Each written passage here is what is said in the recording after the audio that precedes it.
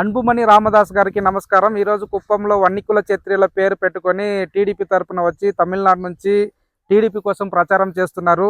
మీకు ఒక straight question, ఎవరైనా కమ్యూనిటీ మీటింగ్ పెడితే ఆ కమ్యూనిటీ వాళ్ళని డెవలప్మెంట్ చేసుకోవడం, ఆ కమ్యూనిటీకి సంబంధించిన వాళ్ళని అభివృద్ధి చేసుకోవాలని ఆలోచిస్తారు.